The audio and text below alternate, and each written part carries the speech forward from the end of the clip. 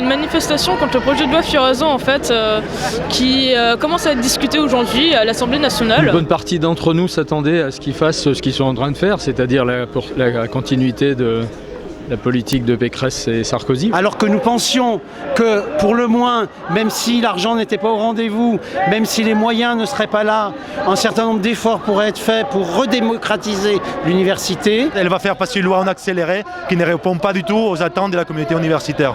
Pécresse et Fioraso, marions-les! Madame Fioraso fait la même politique que Madame Pécresse, en pire.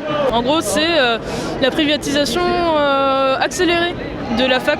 La meilleure façon de lutter, c'est encore la nôtre, c'est de ramasser les pavés et de les balancer.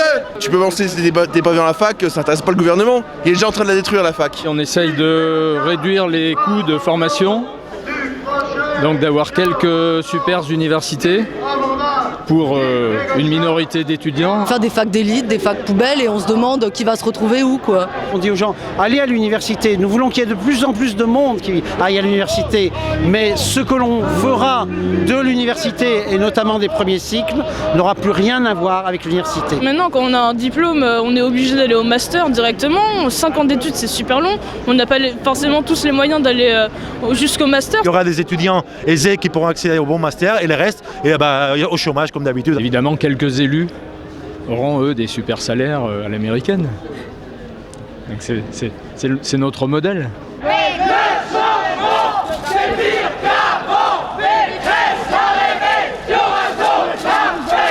Telle filière, il y a 80% de chômage. Évidemment qu'il faut mener une réflexion là-dessus. Comment on peut changer ça, comment on peut améliorer ça. Mais ça, c'est une chose. L'autre chose, c'est de dire, maintenant, toute formation doit répondre aux intérêts du marché. C'est tout à fait autre chose. Une filière qui donne du boulot ? C'est une filière qui est rentable à court terme pour les industriels qui ont des projets à court terme, qui ont besoin d'une main-d'œuvre précaire. Par exemple, moi je suis en sociologie. Qui veut de la sociologie? Les patrons ils veulent pas de la sociologie, tu vois, ils s'en foutent. On est réduit à notre capacité productive, chose qui est quand même un peu pauvre quand on parle de justement des êtres humains qui sont censés avoir d'autres aspirations. Le problème c'est pas que l'université donne pas du boulot, qu'il y a des formations qui donnent du boulot, le problème c'est qu'il n'y a pas de boulot. Il y a 10% de chômage et même beaucoup plus si compte les contrats précaires et tout.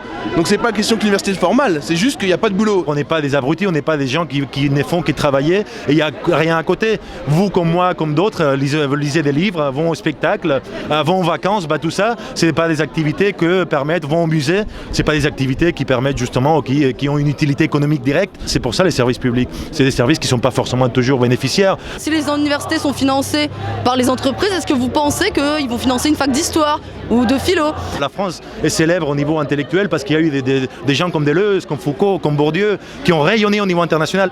Il faut aussi lutter pour préserver la possibilité du développement de la science. L'être humain s'est défini parce qu'il donne du sens aux choses. C'est pas parce qu'il est une machine, les machines ne donnent pas du sens aux choses. Donc si on enlève l'essence, on fera une société machine et on verra ce que ça donne. C'est énorme Télé Locale. Voilà, merci d'être là, merci.